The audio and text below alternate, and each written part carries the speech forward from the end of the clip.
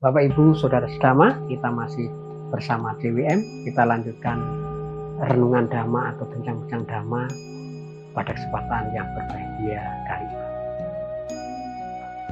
Tadi setelah para biku menghadap Sang Buddha membabarkan Dhamma tentang makna welas asih, mengembangkan welas asih.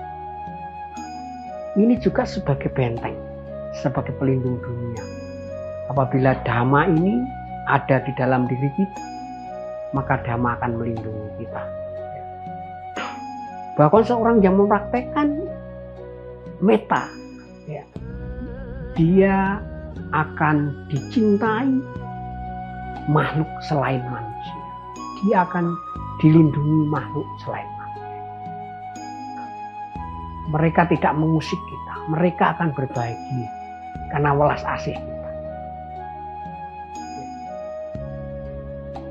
Banyak sekali manfaatnya, minimal ada 11. Tapi karena ini temanya hari ini tentang Dhamma sebagai pelindung dunia, kita kupas lain waktu. Yang berikutnya tadi metta, yang berikutnya adalah karuna. Karuna itu belas kasih. Kita menyokong kepada orang yang membutuhkan. Kita membantu mereka yang benar-benar dibantu. Terus berikutnya mudita, dan terakhir UPK. UPK itu keseimbangan batin. Ini perlu dilatih dengan meditasi tadi. Meditasi tawawana, apabila kita sudah kembangkan manfaatnya, maka Dhamma sebagai pelindung dunia ini akan benar-benar terjadi dalam lingkungan kita, dalam diri kita. Kita akan waspada. Makanya penting sekali kita meditasi. Penting sekali, minimal 2 kali lah, pagi dan sore. Masalah waktu, ya taruhlah pertama 5 menit lah, usaha dulu 5 menit, besok lagi 5 menit, hari ini start jam 7. Ya, jam 7 sampai 7.15 15 menit. Hari pertama 15. Besok lagi jam 7, harus tepat waktu. Usahakan tepat waktu dulu, jam 7, besok jam 7, besok jam 7, 15 menit dulu. Nanti Bapak Ibu bisa rasakan manfaat. Memang gangguannya luar biasa. Sang Buddha saja menggambarkan seseorang yang meditasi, berjuang untuk meditasi itu digambarkan di dalam Dhammapada itu seperti seseorang yang menangkap ikan yang dilempar ke daratan, baru mengambil ikan terus dilempar ke daratan. Bagaimana? Dia akan menggelepar ke sana kemari. Demikian juga pikiran. Kita baru duduk sebentar, pikiran sudah memikirkan apa. Itu alam. Karena pada dasarnya pikiran ini nggak bisa dikekang. Tetapi apabila kita bisa menaklukkan batin kita, ini akan menjadi sahabat sejati. Kita akan terhindar dari tadi, akan memiliki hirian otak lebih kuat lagi karena sudah terkendali. Pikiran kita terkendali, sehingga ada samwara. Samwara itu pengekang dalam diri kita. Kalau kita melakukan itu sebagai samwara, sebagai pelindung. Kalau sudah diri kita sudah memiliki hirian otapa, sudah terbiasa meditasi pagi dan sore, pikiran kita akan damai, akan tenang. Ya. Bapak Ibu Saudara Sedama, mari kita tumbuhkan hiri dan otapa dalam keluarga kita, dalam masyarakat kita, sehingga keluarga kita benar-benar terhindar dari akibat perbuatan buruk. Ya.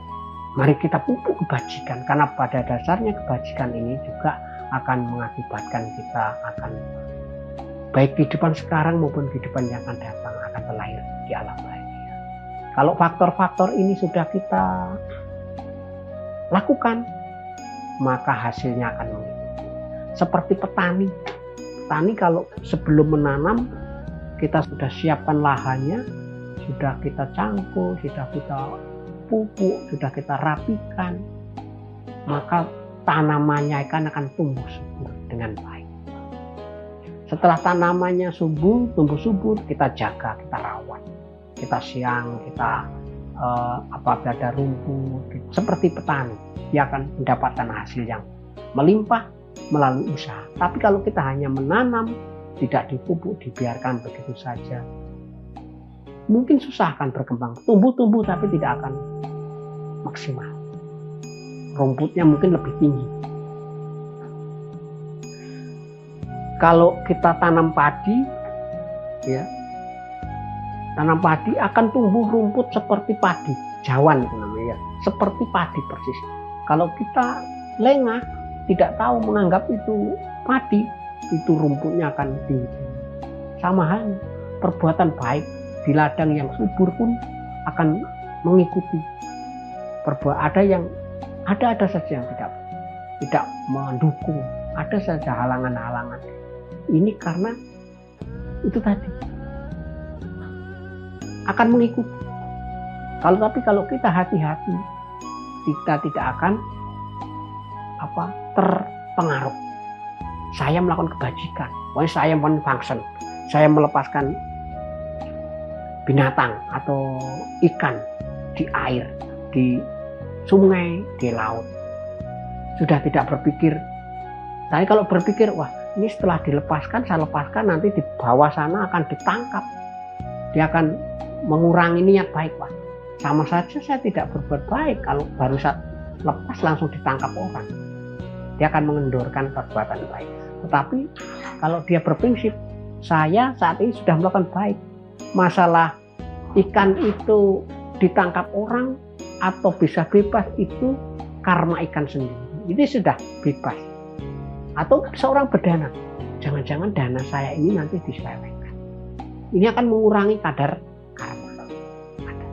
Lakukan kebajikan itu sebelum, saat, dan sesudah itu dengan pikiran yang murni, pikiran yang baik, maka akibatnya akan lebih baik. Seperti tadi saya ibaratkan menyumbang 100.000, tetapi berkala 10, 5.000 berturut sampai 100.000 dengan orang yang memberi langsung 100, sama-sama nilainya tapi kekuatannya lebih besar yang kecil-kecil. Ini karena kebiasaan baik yang selalu dipupuk ini akan meningkatkan bawah sadar akan terekam lebih kuat. Semoga sedikit uraian dhamma ini terkait dhamma sebagai pelindung dunia ini menjadi motivasi kita untuk melakukan kebajikan setiap saat. Ya. Lakukan kebajikan segera mungkin, seakan-akan besok kita akan meninggal, sehingga kita akan memiliki bekal. Kebajikan yang tanpa modal salah satunya praktek meditasi. Itu perlu komitmen saja. Saya bertekad, berkomitmen setiap jam 7 sore saya akan meditasi. 10 menit, 15 menit, 30 menit. Diusahakan.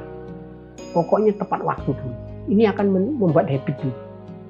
Frekuensi akan terbentuk. Nanti kalau saat itu Bapak Ibu sudah melakukan, terus hari itu ada kegiatan lain sehingga menyebabkan tidak bisa meditasi, akan yang ada sesuatu yang kurang. Karena sudah menjadi kebiasaan. Semoga kebajikan yang kita lakukan, yang kita tanam saat ini maupun kehidupan masa lampau mengondisikan kebahagiaan, membawa kebahagiaan. Pada dasarnya kebajikan yang kita lakukan ini digambarkan di dalam Dhammapada itu, seseorang yang melakukan kebajikan kita akan menunggu seperti seseorang yang menunggu kerabatnya yang lama sekali tidak pulang, tiba-tiba pulang. Begitu bersukacita, begitu bergembira ketika menyambut saudaranya datang. Demikianlah kebajikan yang kita lakukan akan membawa kebahagiaan pada diri kita, kita bisa limpahkan kepada saudara-saudara kita, leluhur-leluhur kita. Harapannya semoga mereka semua berbahagia. Akhir kata, Sabi Sata Bawantu Supitata, semoga semua makhluk hidup berbahagia. Sadu, sadu, sadu. Sotihotu, Namo Buddhaya.